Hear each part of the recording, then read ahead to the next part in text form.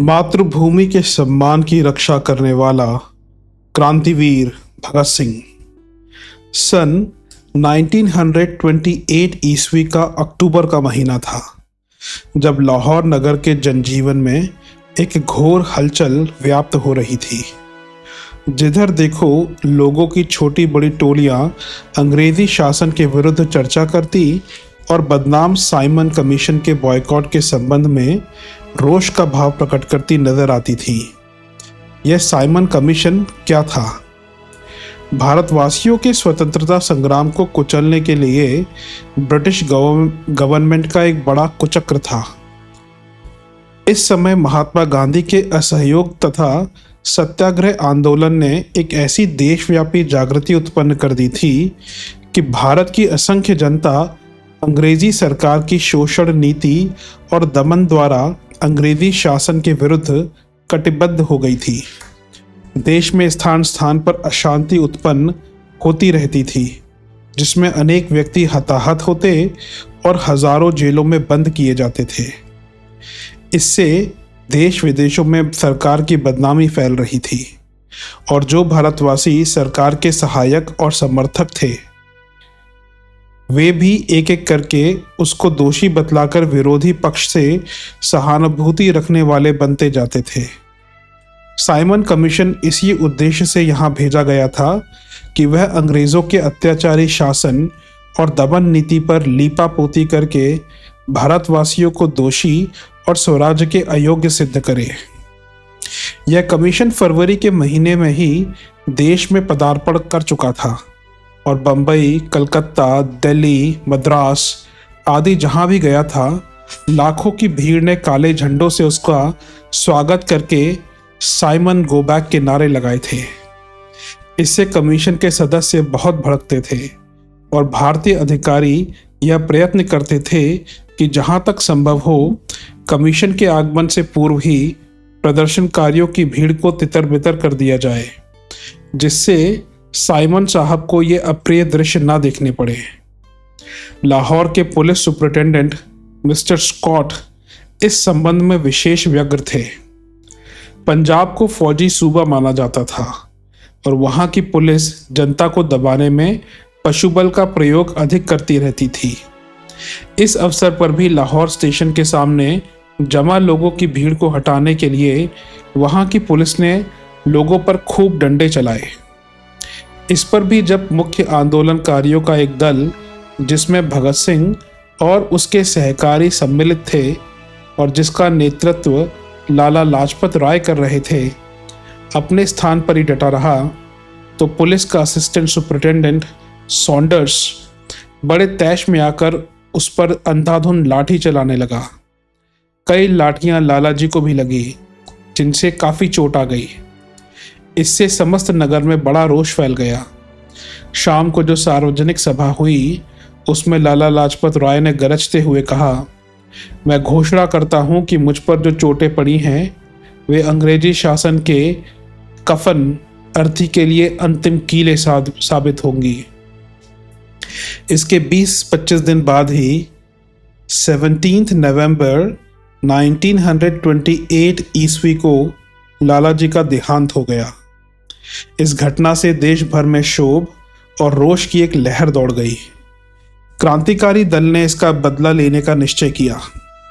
इस समय तक काकोरी के कैदियों को छुड़ाने वायसरॉय की मोटर और साइमन कमीशन पर बम फेंकने की योजनाएं असफल हो जाने से क्रांतिकारियों के हौसले मंद हो रहे थे। भगत सिंह ने इस अवसर को दल की प्रतिष्ठा को ऊंचा उठाने और जनता का भी ध्यान उसकी तरफ आकर्षित करने के लिए बहुत उपयुक्त समझा। बस तैयारियां शुरू हो गई।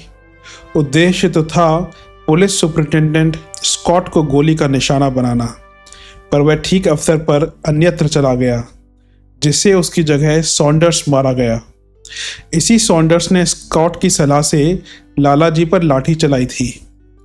कुछ भी हो, इस कार्य से भगत सिंह और उनके दल का नाम जनता में चमक उठा और सभी स्वतंत्रता प्रिय व्यक्ति इस बात पर गर्व अनुभव करने लगे कि नवयुवकों ने राष्ट्रीय अपमान का बदला ले लिया।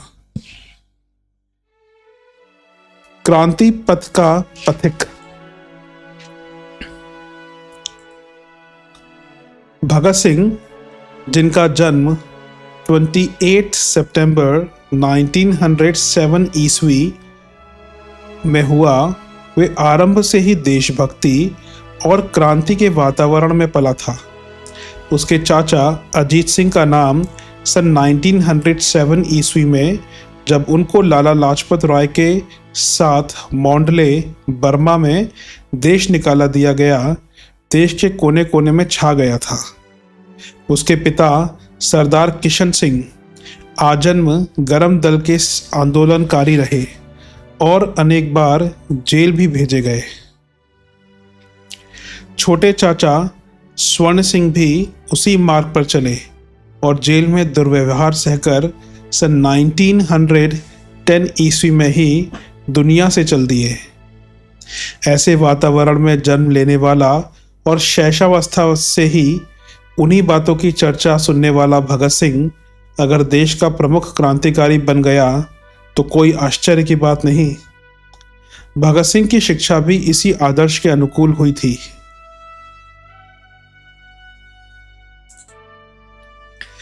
आरंभ में ही उनको डीएवी स्कूल में दाखिल कराया गया, जिसमें राष्ट्रीयता की भावना उत्पन्न कराई जाती थी। वे 9वीं क्लास में ही पहुंचे थे कि देश में असहयोग आंदोलन का शंख बज गया।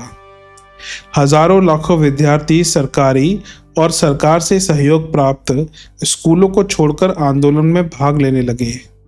ऐसे समय में भगत सिंह कैसे पीछे रहते। वे स्कूल से निकलकर मैदान में आ गए और जुलूस निकालकर विदेशी वस्त्रों की होली जलाने लगे। जलियांवाला बाग हत्याकांड का समाचार सुनकर वे दूसरे ही दिन वहां पहुंच गए और अंग्रेज सिपाहियों का भय न करके शहीदों के खून से सनी मिट्टी शीशी में भरकर ले गए। कुछ समय पश्चात उनका नाम लाहौर के नेशनल कॉलेज में लिखाया गया। इसकी स्थापना लाला लाजपत राय और उनके साथ ही कुछ प्रमुख नेताओं ने की थी। वहां पर आचार्य जुगल किशोर, भाई परमानंद, श्री जयचंद्र विद्यालंकर जैसे क्रांतिकारी और देशभक्त शिक्षक कार्य कर रहे थे। इस प्रकार यह नेशनल कॉलेज क्रांतिकारी युवकों को ढालने की एक मशीन ही थी। इन देशभक्तों के संपर्क में आकर तथा कॉलेज की लाइब्रेरी से क्रांति और विद्रोह का साहित्य पढ़कर भगत सिंह एक भारतीय क्रांतिवादी के आदर्शानुसार बहुत कुछ दृढ़ हो गया था। विवाह न करने के लिए गृह त्याग। अब जीवन में एक नया मोड़ आया। सन 1923 ईस्वी में भगत सिंह ने FA पास कर लिया और BA की पढ़ाई की तैयारी करने लगे। उसी समय घर में उनके विवाह की चर्चा उठी, पर जिसके मन में मातृभूमि के उद्धार के लिए प्राणों की बाजी लगाने की लौ लगी हो, वह 16 वर्ष की आयु में विवाह के खिलवाड़ को कैसे पसंद कर सकता था। क्रांतिकारी दल के संचालक शचीन्द्र नाथ सान्याल उन दिनों वहीं थे। उन्होंने भगत सिंह से कहा, यदि तुम शादी कर लोगे तो भविष्य में क्रांतिकारी आंदोलन में अधिक भाग नहीं ले सकोगे। क्या तुम परिवार छोड़ने को तैयार हो? मेरी इच्छा है कि घर छोड़कर मैं जहां कहूं वहां रहने लग जाओ। इस पर भगत सिंह चुपचाप घर छोड़कर चल दिए। लाहौर से वे सीधे कानपुर पहुंचे और प्रसिद्ध क्रांतिकारी योगेश चंद्र चटर्जी के साथ काम करने लगे। कानपुर के मुख्य स्थानीय संचालक श्री सुरेश चंद्र भट्टाचार्य तथा उनके सहकारी विजय कुमार सिन्हा, बटुकेश्वर दत्त आदि सभी बंगाली थे। उनके साथ एक सिख युवक का रहना खुफिया पुलिस वालों की दृष्टि में संदेहजनक हो सकता था। इसलिए श्री भट्टाचार्य ने, जो स्वयं पत्रकार का कार्य करते थे, क्रांतिकारियों के सहायक श्री गणेश शंकर जी विद्यार्थी से कहकर प्रताप कार्यालय में काम करने की व्यवस्था करा दी। पर वहां उनका नाम भगत सिंह की जगह बलवंत सिंह प्रसिद्ध हुआ। इस तरह भगत सिंह कई महीने तक कानपुर में रहकर काम करते रहे, पर किसी को पता न लगा। नौजवान भारत सभा। घर पर भी भगत सिंह चुपचाप बैठने वाले ना थे, इसलिए नौजवान भारत सभा की स्थापना कर डाली। इसका मुख्य उद्देश्य तो भारतीय युवकों में देशभक्ति की भावना उत्पन्न करना था, पर भीतरी मंशा यह भी थी कि इसके सदस्यों में से जो योग्य और कर्मठ प्रतीत हों, उनको प्रेरणा देकर क्रांतिकारी दल का सदस्य बनाया जा सके। इसी बीच में अकाली आंदोलन भी छिड़ गया और उनके सत्याग्रही जत्थे जाने लगे। सरकार ने गांवों के प्रमुख लोगों को आदेश दिया कि रास्ते के गांवों में जत्थों को खाने पीने की सामग्री बिल्कुल भी ना दी जाए।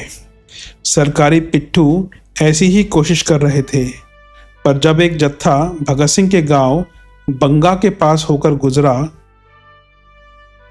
तो उसने अपने प्रचार और संगठन के बल पर सत्याग्रहियों के पास इतनी भोजन सामग्री भिजवाई कि वे 3 दिन तक वहां टिके रहे।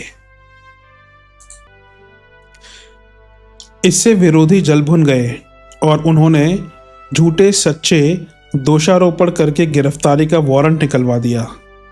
ऐसे घर के विभीषणों से उलझना व्यर्थ समझकर वे दिल्ली जाकर दैनिक अर्जुन में काम करने लगे।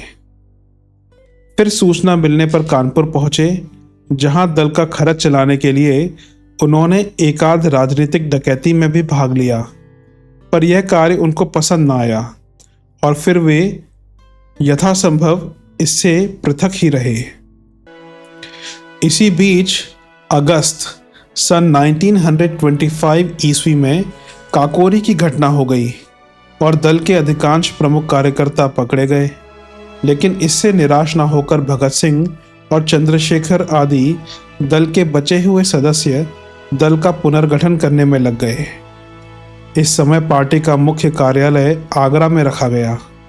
वहीं पर आसपास के क्रांतिकारी समय समय पर आया करते थे और उनको बम, पिस्तौल आदि का चलाना सिखाया जाता रहा। बीच बीच में चंद्रशेखर और भगत सिंह इधर उधर जाकर दल का प्रचार किया करते थे। इसी सिलसिले में 25 जुलाई 1927 को भगत सिंह अमृतसर पहुंचे। एक पुलिस वाले ने संदेह करके पीछा किया तो वे भागकर एक वकील के घर में जा छिपे और अपनी पिस्तौल उसके यहाँ रख दी, लेकिन लाहौर पहुंचते ही उनको गिरफ्तार कर लिया गया। अभियोग यह लगाया गया कि लाहौर में दशहरे के जुलूस पर जो बम फेंका गया था उसमें ये भी शामिल थे। यह एक झूठा बहाना था। वास्तव में पुलिस उनसे क्रांतिकारी दल का भेद मालूम करना चाहती थी।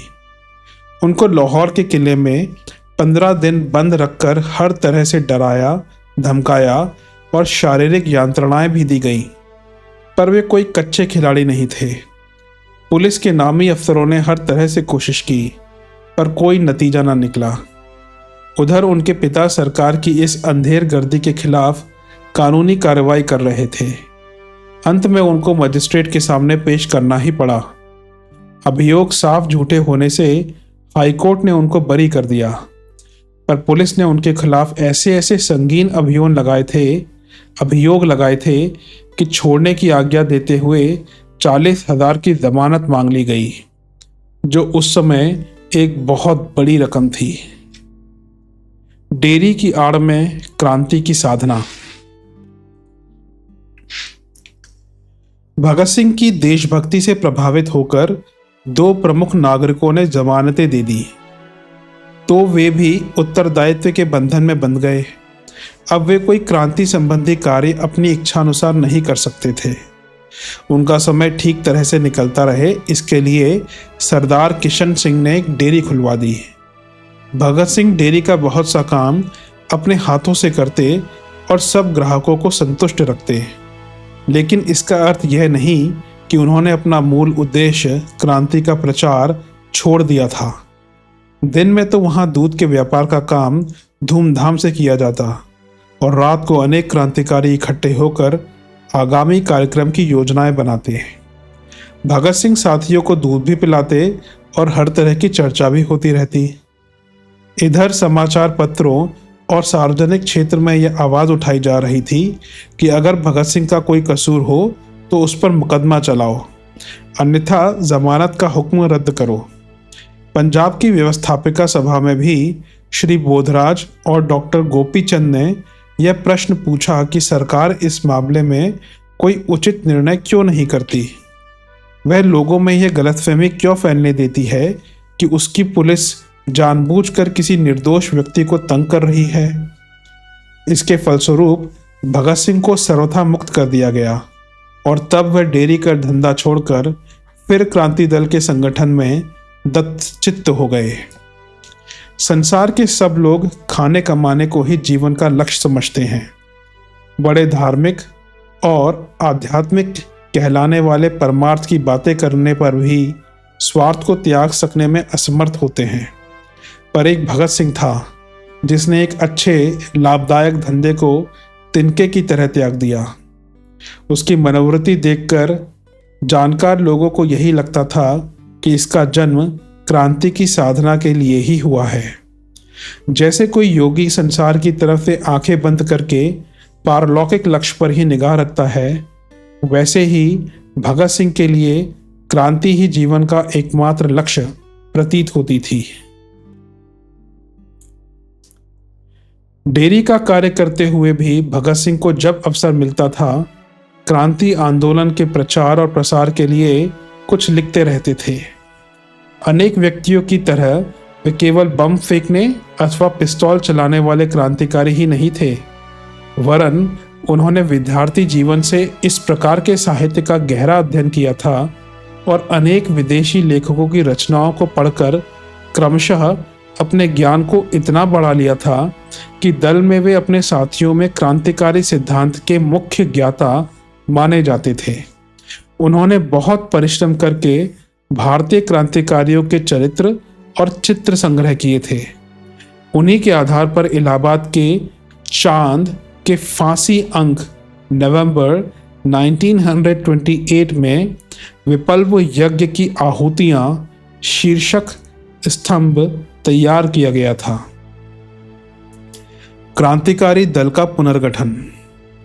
अब भगत सिंह की दृष्टि में वह समय आ गया था कि अपने दल का पुनर्गठन और नवीनीकरण किया जाए और पुराने ढंग की आतंकवादी कार्रवाइयों के बजाय किसी उद्देश्य को सामने रखकर ऐसे काम किए जाएं जिनसे एक तरफ अंग्रेजी सरकार भयभीत हो और दूसरी तरफ जनता में जागृति उत्पन्न हो।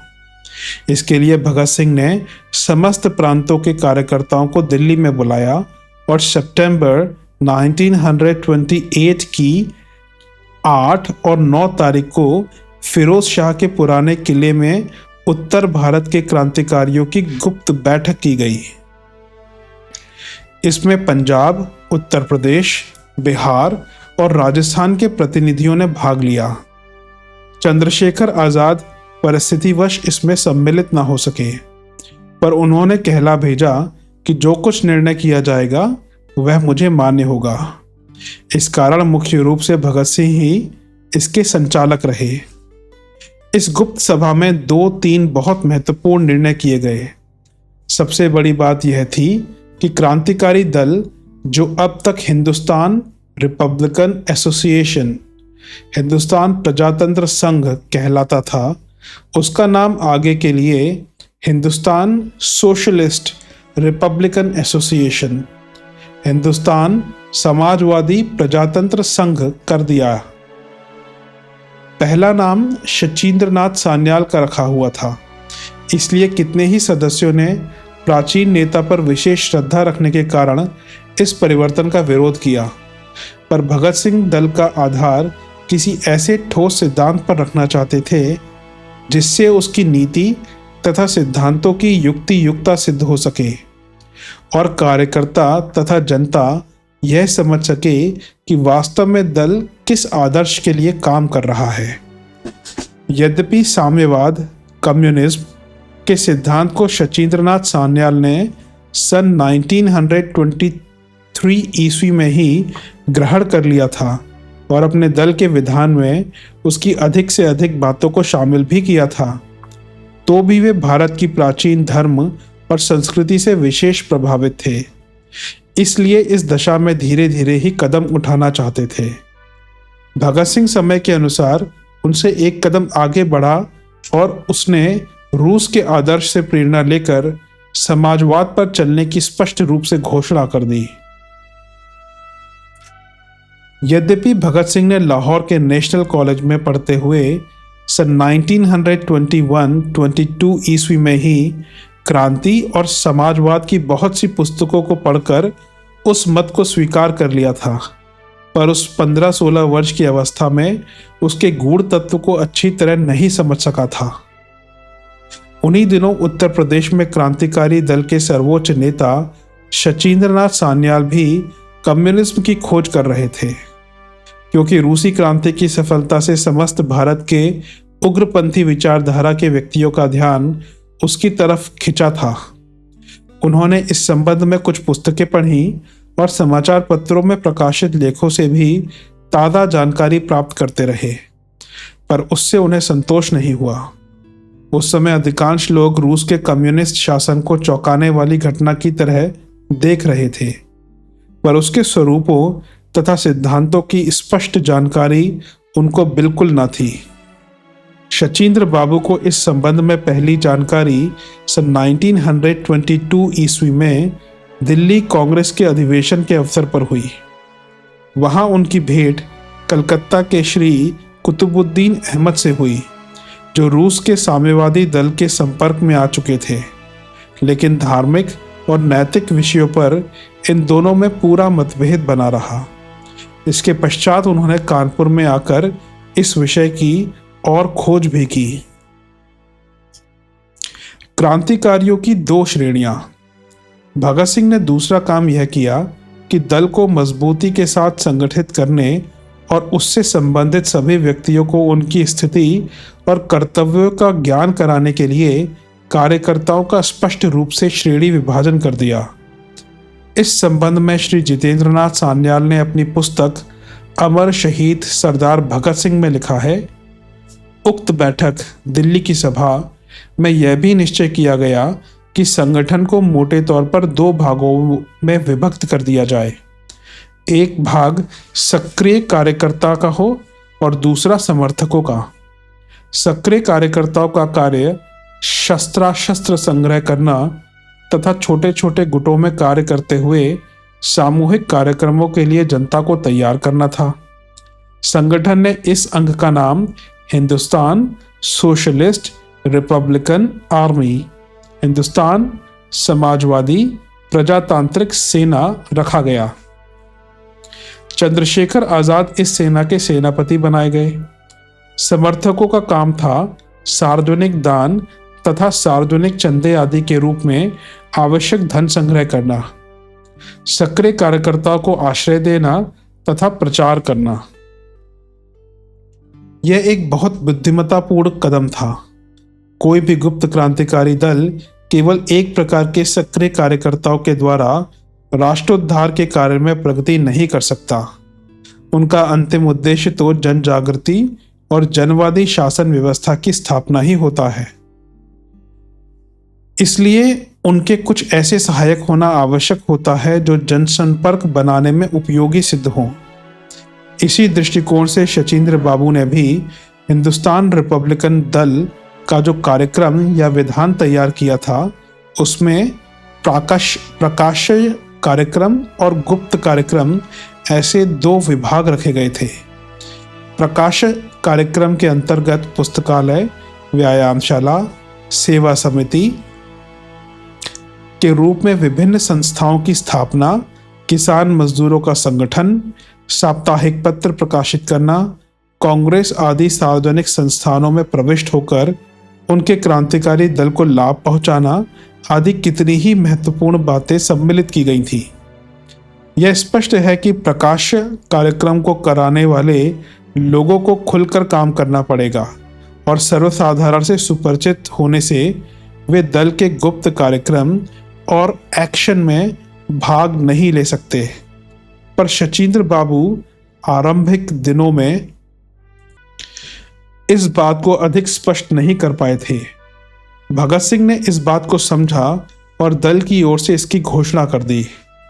इसी विचारधारा के आधार पर कानपुर के जननायक श्री नारायण प्रसाद अरोड़ा ने, जो आजन्म क्रांतिकारी दल के एक बड़े सहायक और समर्थक रहे, अपनी कानपुर के विद्रोही पुस्तक में मौलाना हसरत मोहानी, प्यारेलाल अग्रवाल, प्रोफेसर मुंशीराम शर्मा, मन्नीलाल पांडे, गंगा सहाय चौबे, हमीद खां आदि कानपुर के प्रसिद्ध कांग्रेसी नेताओं और नागरिकों को क्रांतिकारी दल का सहायक सदस्य लिखा है। दिल्ली की इस सभा में ही क्रांति दल की व्यवस्था और कार्यक्रम की पूर्ति के लिए निम्न 7 सदस्यों की एक केंद्रीय समिति बनाई गई। भगत सिंह, चंद्रशेखर आजाद, सुखदेव, शिव वर्मा, विजय कुमार, फणींद्रनाथ घोष और कुंदन लाल। फणींद्रनाथ बिहार और कुंदन लाल राजस्थान के प्रतिनिधि के रूप में थे। यद्यपि कुंदन लाल फैजाबाद उत्तर प्रदेश निवासी थे, पर इन दिनों काकोरी केस में फरार होकर अजमेर के राजस्थान सेवा संघ में ठहरे हुए थे। सॉन्डर्स वध और उसके बाद इस प्रकार अपने दल को व्यवस्थित करके भगत सिंह और विजय कुमार उनको विस्तृत करने और सुदृढ़ बनाने के लिए दौरे पर निकल पड़े। उन्होंने अनेक नए सहायक बनाए और केंद्र स्थापित किए। लाहौर, आगरा, सहारनपुर में बम बनाने की योजना तैयार की गई। इसके लिए श्री कमलनाथ तिवारी कलकत्ता गए और यतीन्द्रनाथ दास से संपर्क स्थापित करके बम के मसाले खरीदे गए। वहीं गन कार्टन तैयार कराई गई, जो बम का एक आवश्यक पदार्थ है और जिसको बहुत ठंडे कमरे में ही बनाया जा सकता है। इस समय देश में जन आंदोलन की हलचल मची हुई थी और इतनी फुर्सत नहीं थी कि धीरे धीरे दल को सुदृढ़ बनाया जाए। सितंबर की सभा को 2 महीने भी नहीं बीते थे कि साइमन कमीशन लाहौर पहुंचा और वहां लाला लाजपत राय पर प्रहार किए जाने की वह घटना घटी जिसका वर्णन अभी किया जा चुका है। जब भगत सिंह और उसके साथियों ने इसका बदला सॉन्डर्स को गोली मार कर लिया तो समस्त देश में एक उत्साह और आत्मगौरव की लहर फैल गई। छोटे छोटे सब लोगों के भाव बदल गए और क्रांतिकारी दल को जहां थोड़े से बिगड़े दिमाग और उच्छृंखल लड़कों की जमात कहा जाता था, वहां उसे देशभक्त और राष्ट्रीय सम्मान का रक्षक समझा जाने लगा। और तो क्या, पंडित जवाहरलाल नेहरू ने भी, जो प्रायः क्रांतिकारी कार्यकर्ताओं की विपरीत आलोचना ही किया करते थे, इस संबंध में कहा, जब लाला जी मरे तो उनकी मृत्यु अनिवार्य रूप से उन पर जो हमला हुआ था उसके साथ संयुक्त हो गई और दुख से कहीं बढ़कर देश के लोगों में क्रोध भड़क उठा। इस बात को समझने की आवश्यकता है, क्योंकि इसे समझ लेने पर ही हम बाद की घटनाओं को, विशेषकर भगत सिंह और उत्तर भारत में उनकी आकस्मिक और अद्भुत ख्याति को समझ सकते हैं। किसी कार्य की नींव का कारण समझे बिना उसके करने वालों की प्रशंसा या निंदा करना कुछ महत्व नहीं रखता। भगत सिंह को पहले बहुत लोग नहीं जानते थे, पर वे इसलिए प्रसिद्ध हुए कि लोगों को ऐसा जान पड़ा कि उन्होंने कम से कम उस समय तो लाला लाजपत राय की और इस प्रकार सारे देश के सम्मान की रक्षा की। इस प्रकार वे एक प्रतीक हो गए। लोग उस कार्य को तो भूल गए, पर यह प्रतीक कुछ महीनों के अंदर फैल गया और पंजाब का हर गांव और शहर तथा उत्तर भारत उसके नामों से गूंजने लगा। सॉन्डर्स को दिन दहाड़े ठीक पुलिस के दफ्तर के सामने मारकर भगत सिंह अपने साथियों सहित साफ बचकर निकल गए और जब तक उन्होंने स्वयं ही अपने को ना पकड़वाया तब तक पुलिस उन्हें हाथ न लगा सकी। यह एक अपूर्व सफलता मानी गई। सॉन्डर्स वध के पश्चात लाहौर का तमाम शहर खोज करने वाले जासूसों और अन्य छोटे बड़े पुलिस वालों से भर गया था। गली गली में तथा कोने कोने में मारने वालों की खोज की जा रही थी। हत्या के दूसरे ही दिन क्रांतिकारी दल ने शहर भर में एक छोटा सा लाल स्याही में छपा पोस्टर लगवा दिया था, जिसमें लाला लाजपत राय की हत्या के बदले सॉन्डर्स का खून करने की बात खुले शब्दों में स्वीकार की गई थी। पोस्टर में यह भी कहा गया था, अंग्रेजी सरकार सावधान रहे, वह चाहे जितना दमन कर ले, पर हम सॉन्डर्स जैसे कमीने लोगों को, जिसने देश के पूज्य नेता पर इस तरह हाथ उठाया, इसी प्रकार सजा देते रहेंगे। पोस्टर पर बलराज सेनापति, के हस्ताक्षर थे। यह बलराज चंद्रशेखर आजाद का ही दल का नाम था।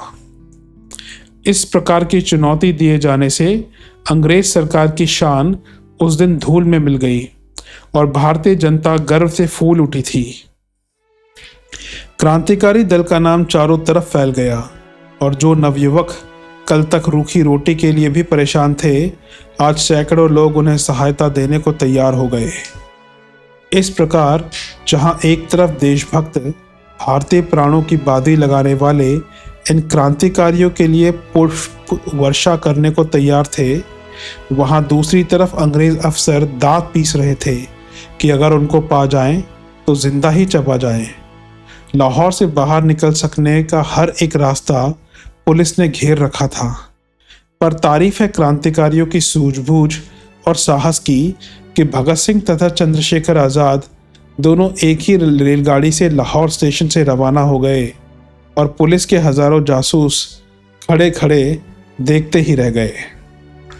पुलिस की आंखों में धूल झोंकने के लिए भगत सिंह ने उस दिन साहब बहादुर का वेश बनाया था। बहुत बढ़िया कोट पैंट, हैट, साथ में ऊंची एड़ियों का जूता पहने, सुंदर पत्नी और गोदी में 2.5 साल का बढ़िया सूट पहने बेटा लेकर वह सुबह के 5 बजे कलकत्ता मेल के फर्स्ट क्लास के रिजर्व डिब्बे में जाकर बैठा। पीछे पीछे नौकर का वेश बनाए, दरी का बिस्तर बगल में दबाए राजगुरु चल रहा था। पत्नी का अभिनय करने वाली प्रसिद्ध क्रांतिकारी भगवती चरण की बहू दुर्गा भाभी थी और वह बच्चा भी उसी का बेटा शची था। भगत सिंह और राजगुरु दोनों की जेबों में पिस्तौलें थी और वे कोई भी खतरा सामने आते ही उसके लिए घोड़े पर उंगली रखे हुए थे। पर दुर्गा भाभी अपने तथा अपने पुत्र के प्राण इस संग्राम में झोंकने को उद्यत हो गईं। इस कारण उसका नाम भी भारतीय क्रांति के इतिहास में अमर हो गया। कलकत्ता स्टेशन पर उसके पति भगवती चरण ने, जो स्वयं सरकारी वारंट के कारण फरार अवस्था में थे, उनका स्वागत किया। अपनी पत्नी की इस वीरता और बुद्धिमत्ता को देखकर वह मुग्ध होकर बोल उठा, वाह, मैंने आज तुम्हें पहचाना। वाह, मैंने आज तुम्हें पहचाना। इससे पहले वह उसे गांव की लड़की समझकर क्रांतिकारी कार्यों के अयोग्य ही बतलाया करते थे। कलकत्ता में भी भगत सिंह निष्क्रिय नहीं रहे। दिन में तो वे प्रायः घर के भीतर ही रहते थे, पर शाम को बंगाली वेशभूषा धारण करके बाहर निकलते। उस समय वहां कांग्रेस का अधिवेशन हो रहा था, जिसके अध्यक्ष थे पंडित मोतीलाल नेहरू। देश भर के नेता, राजनीतिज्ञ और सरकारी गुप्तचर भी बड़ी संख्या में शहर में पड़े रहते थे, पर भगत सिंह किसी बात की चिंता न करके अपना काम करते रहे। उन्होंने पूर्व परिचित यतीन्द्रनाथ के साथ सलाह करके उत्तर प्रदेश और पंजाब के कुछ व्यक्तियों को बम बनाने का शिक्षण दिए जाने की योजना बनाई। उस समय तक यह कला बंगाल के कुछ व्यक्तियों को ही ज्ञात थी। भगत सिंह चाहते थे कि स्थानीय कार्यकर्ता बम बनाना सीख लें तो आगे चलकर वे आत्मनिर्भर हो सकेंगे।